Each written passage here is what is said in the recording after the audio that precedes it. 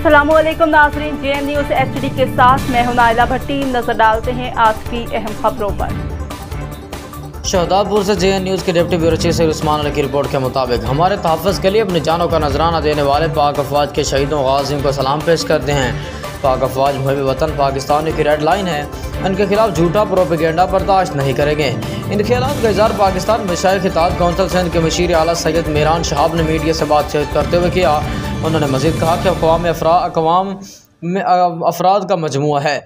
इसका मतलब है कौम बनने के लिए हमें बहैसियत मजमूई अपना हिस्सा डालना होगा। अपने समाज, अपने इलाकों और अपने मुल्क की जब बात आती है तो हमारी ज़िम्मेदारी और बढ़ जाती है। इस मुल्क की हिफाजत हमारी अफवाज तो करती है, मगर इसके साथ साथ उसके नज़रियात मामलात के इस दफ़ाई मामलात में हमें अपनी अफवाज के शाना बशाना खड़ा होना पड़ेगा और वही कौमें कामयाब होती हैं। उन्होंने कहा कि जहाँ इदारों के दरमियान गलतफहमियाँ पैदा हो जाएँ और अपना गुस्सा इदारों पर निकालें, अपनी फ़ौज के खिलाफ मैदान या अमल या सड़कों पर आ जाएँ तो फिर उस मुल्क की तबाही में क्या बचता है। दुश्मन से हम नबर्द आजमा और कामयाब इसी सूरत में हो सकते हैं जिसके अवाम और उसके इदारे एक पेज पर हों। हमारे इज्जत हमारे मुल्क के दिफाई इदारों और समाज की वजह से है।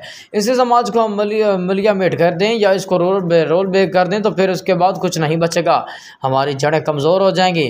उन्होंने कहा कि मैं ख़ास तौर पर हमारे मशाइख इकराम, मजहबी स्कॉलर, मेंबर और महराब के हवाले से जहाँ लोगों को सुना जाता है और वहाँ उनको भी अपना किरदार अदा करना होगा। अवाम को चाहिए कि वो अपनी अफवाज के खिलाफ किसी के आलाकार न बने, क्योंकि इससे मुल्क और इदारे कमज़ोर होते हैं। अफराद के हाथों में है अक़वाम की तक़दीर, हर शख्स है मिल्लत के मुक़द्दर का सितारा।